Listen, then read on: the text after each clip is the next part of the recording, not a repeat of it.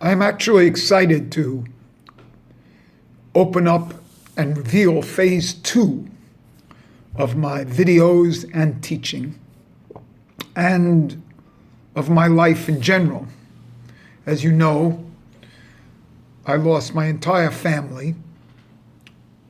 I have no family and I'm completely alone. So this brings me to a position that I have no social thing to uphold. I don't have to worry about what I'm going to say. It'll affect socially in my family, in their social relations in the world, because they have none. They're dead. And with that, I'm dead too, because I have no social relations to uphold. So let me cut to the chase here. When I was 35 years old, which is now 37 years ago, I entered the S&M world. And this is my revelation, by the way, and my unique perspective on Judaism.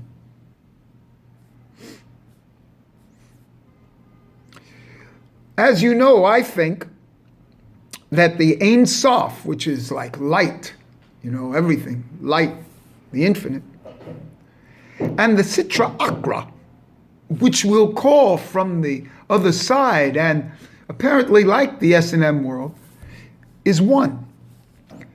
The letters of Ein Sof is Aleph and Samek, and those reversed is Samek Aleph, Sitra Akra. Now we've talked about this, but as you know, I'm now doing this in a personal manner. And that's the big difference. Because I have, from the time I was 35 years old, personal experience in what I call the S&M world or the BDSM world.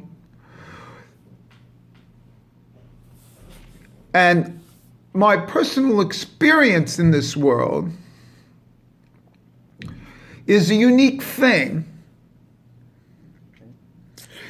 because it corresponds with my Torah study.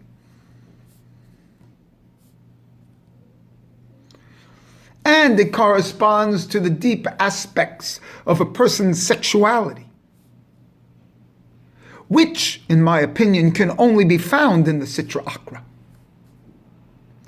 which can only be found in the deep fantasy and the blockages that the societal has put on us. Now, it's not a strange thing that I entered at 35 years old. And let me tell you straight off, I was interested in the S&M world in a philosophical sense.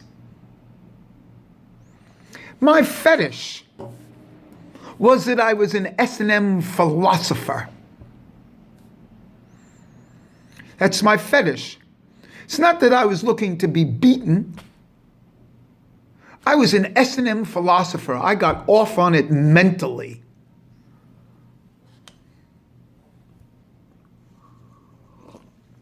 For those who have worried about me, thank you. There's not coffee, by the way, but today's chamomile tea. I got off on it mentally because the mind is the greatest sexual organ. Now, 37 years ago, S&M was different than it is today, you see. This is in a world that's post, 50 Shades of Grey. A few years ago, I was walking down the street and I heard these two girls, all, streaked hair and like they were in their early 20s, talking loud like they usually do, like birds walking down the street loud. Oh, I saw 50 Shades of Grey last night. This isn't the way it was 37 years ago. You didn't talk about S&M. So everything became popularized, monetarized, socialized, cleansed of its real essence. And that's what the society does to you, and that's what I've expressed in all my videos. How they take over the essence of a thing and make it kind of denatured, neutered. If you really want to know, there was an article in the web just a few days ago about what they've done to mindfulness meditation. Mindfulness meditation has become a multi-billion dollar industry, where corporations have mindfulness sessions before work. So all of you that think that's holy, they're into mindfulness now, what wonderful corporations. Like Google used to have a ping pong table or give you free meals just to keep you there. Now they're in mindfulness meditation and they're spiritually inclined. But this wonderful article was that the mindfulness meditation makes the people focused into individuality, focused, and then they go off and to do their slave work. And that's the exact opposite of what mindfulness meditation is. Because mindfulness meditation is supposed to make you part of the group, so you lose your individuality. And then actually, we never forget, because this is what it all leads to. All this is Judaism for me. In Judaism, it's even deeper than that, even deeper than the group. Because in mindfulness meditation in the group, you remain an individual within the group. But the beauty about a minyan, when you have 10 people, is that those people lose their individuality. They become a group only. You lose your individuality in Jewish minyan. That's the whole point of it. It's higher than the kind of like spirituality of mindfulness where you become part of a group. In Judaism, the 10 people are necessary to become the group, but you lose the individual sense of the self. In mindfulness meditation, you're supposed to be the group kind of individuals. In regular, what they're doing now, they're mindfulness of the self, focused, pure self, boom. Back into the computer world.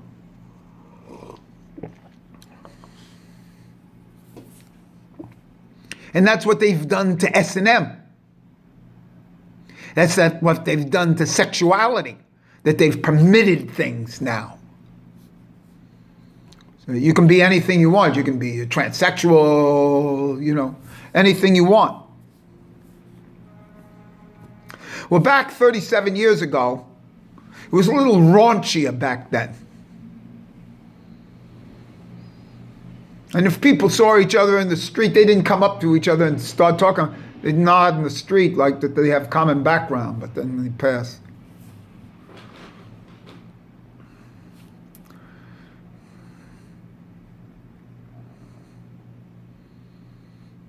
Now, this is all extemporaneous, and this is phase 2 for me. Kabbalah, phase 2. But the whole point of all these videos from now on is I'm going to express my S&M background and bring it in as a complement to the Ein Sof as the Sitra Achra. I'm the only one that can do this. I want to bring this in, that I used to go to these meetings of the Eulenspiegel Society, which I think is still going on. And for the first 2 years at these meetings, I used to go every week, by the way. And there was lecture every week. And then there was a circle where you went around the circle, you said your name, and you said what you were into. For the first 2 years, I never said a word. I'd say pass. I didn't even say my name. I didn't say what I was into. I was so frightened.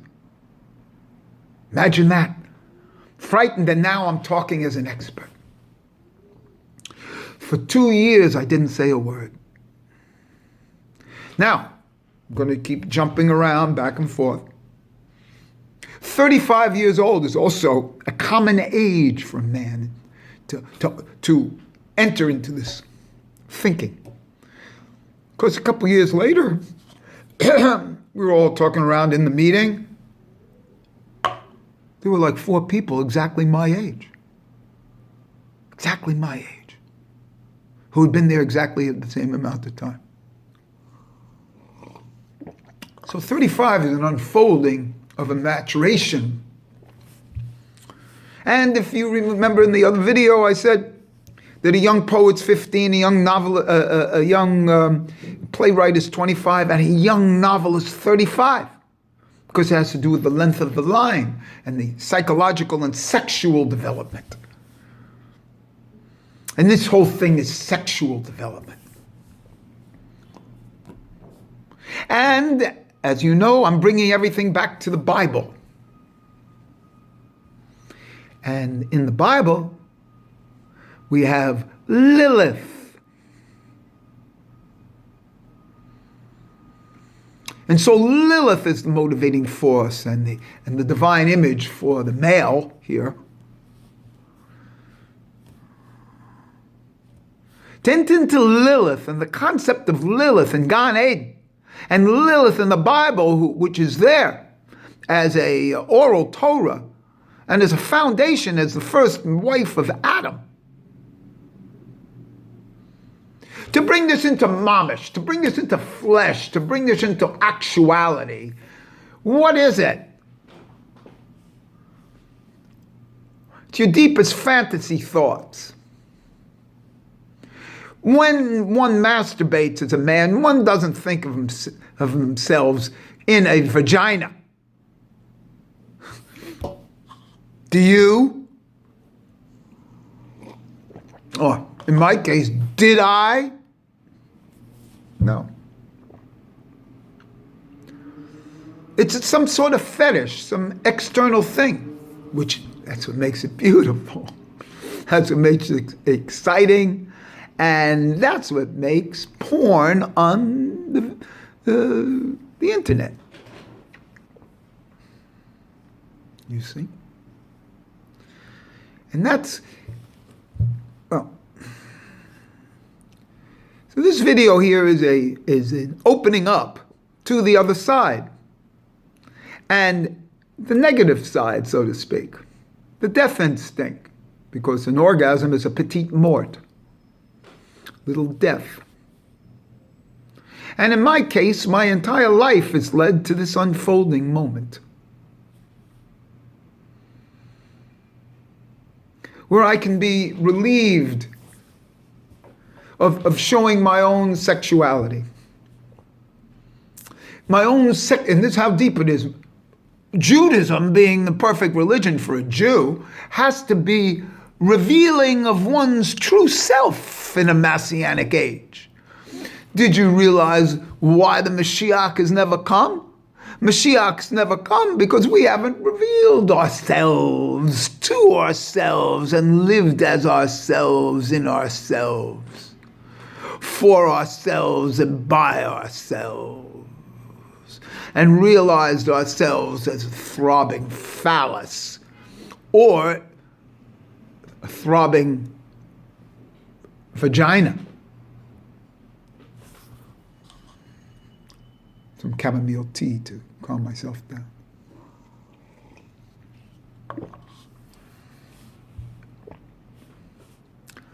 There were two factions. After a few years, I became a big spokesman in this world, in this S&M world.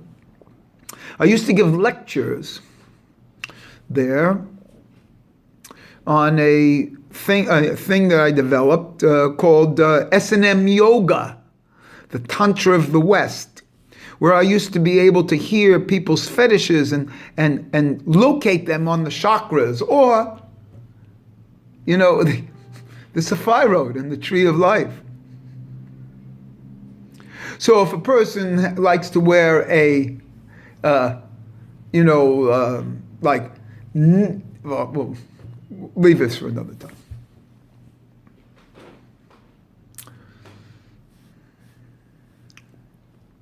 This is all brought down by philosophers, but it's not brought down sexually by philosophers. Hegel talked about the master-slave relationship. And if you don't think you're in a master-slave relationship when you're in school or when you're at work, then you're only kidding. See? And these are different levels of called dominance and submission, or passive, aggressive, and these are different levels of the Sephirot. See? Dominance and submission, by the way, in the Sephirot, the submissive is Hesed. The dominant is Gevura. The male comes from Hesed. The female comes from Gevura. And that's a dominant. You see? So basically, when a person is a Hased from Hesed, they're submissives. And those submissives are all submissive to one Zadok. Now, the real secret is that how to become a Zadok. The Zadok is from Yesod. Okay? The Zadok is from Yesod. And it's called a Shlita. Like the Rebbe Shlita. Shlita means dominant. So how does one become a dominant? I'll tell you how one becomes a dominant. The submissive to the submissives is a dominant. And that's kind of me. I'm the most submissive man in the world.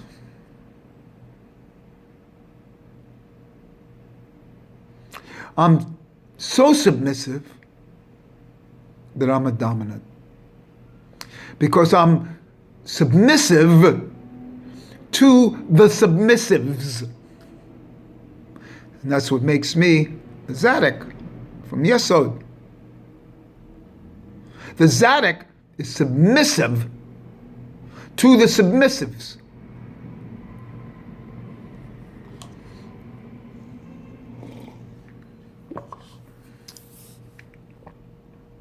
So that's my sexuality. I was submissive. But I'm so submissive, I'm a dominant.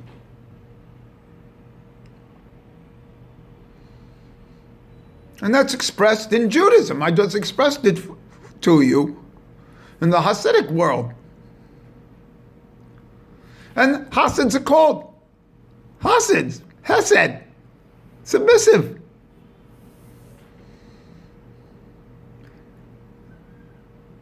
And this is the beauty of it, because they're in touch with their sexuality. See? And so is a Zadok, and he knows what he's doing. There are no dominant men. That's why if women want to think they're dominant, fine. They are dominant. And that's why in the S&M world, the big deal was 10,000 submissive men and one dominant woman. Submissive men go for dominant women. There are no dominant men. There are only submissives. And it's by a double negative that one becomes a dominant like me, because I'm so submissive.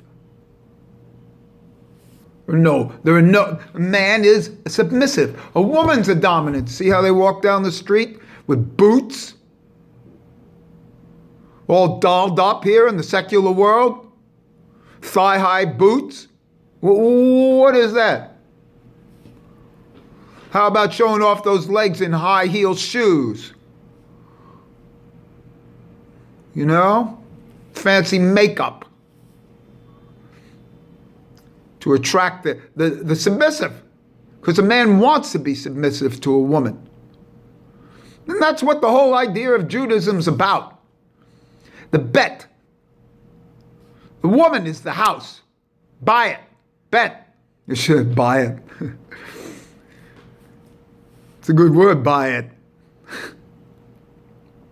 It's the bet. The woman is the house. She rules the house. It's her house. Her children. If you don't think they're her children, go into the black community here in America, where there are no husbands around. They're her children.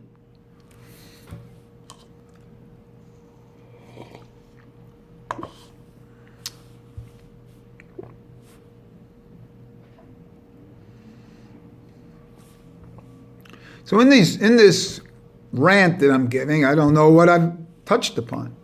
But when I was in the S&M world, there were two divisions. Everybody else and me. Everybody else was physical. You know, they wanted to be spanked. They wanted to be, caned, yelled at, spit on, slapped. And then there was me on the other side who felt that it was all psychological and that those physical manifestations were kind of like beginner's world into the psychological manifestation of the brain. So I had plenty of arguments and people thought I was nuts and this and that. 30 years later, whenever they see me, they always, the leaders of that other side say, Steve, you were right. Of course I was right.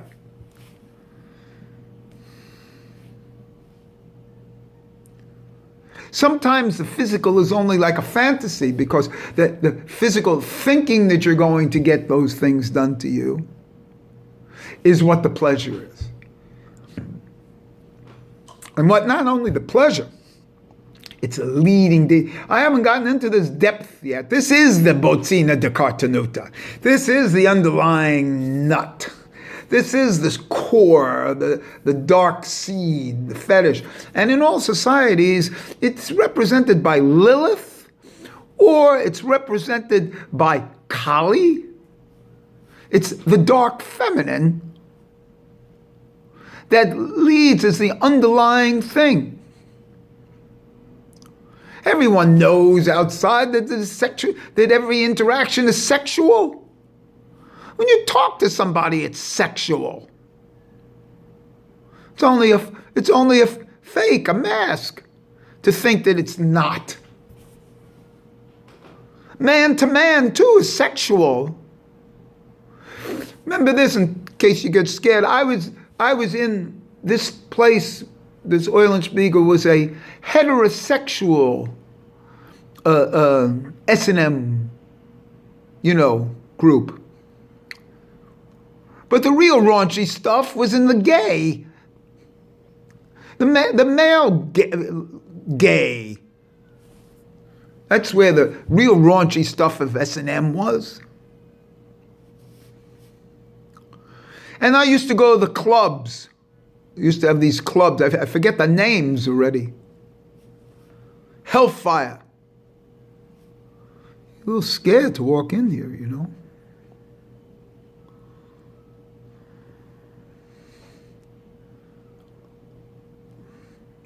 Everybody in leather. Leather. Whoa. Not much different than the tefillin. Whoa. Not much different than the coats of skin, the iron that was given for the olive at the fall, so to speak.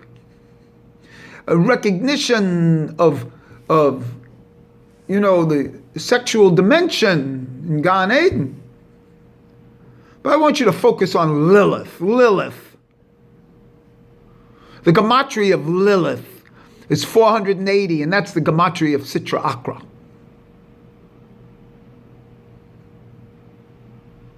This is an opening,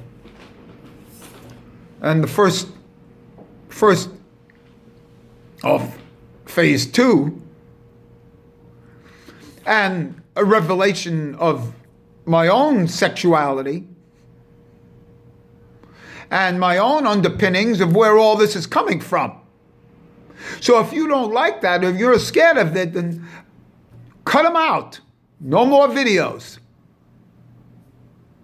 But all those other videos you saw are predicated on this foundation. And now I am unveiling the source. And that unveiling comes from the Yesod area, which is the potency. And every movement you make and every thought you have comes from Yesod and is colored by that.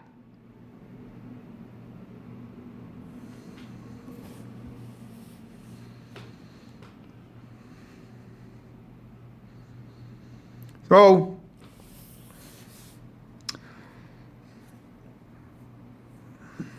I hope this awakens in you, because, listen, I know everyone has a fetish. I will, my expertise after a while, because I listened to 15 years every week to everybody unveiling what they were into, what they thought they were, this and that, like listening to like a psychoanalytic group. And this was my expertise, because I can now hear from one or two words when a person says what they are or pretends what they are, what they really are underneath. And this is part of my, what I call S&M yoga, the Tantra of the West. And to experience total, true development and orgasm of the self, and of mental orgasms and total human development, which is not much different than I try to do with tennis, making a right-hander and left-handed player to open oneself up to the other side so that one could be a totality. Until one does this, then they're only fooling, and I'll speak to you soon.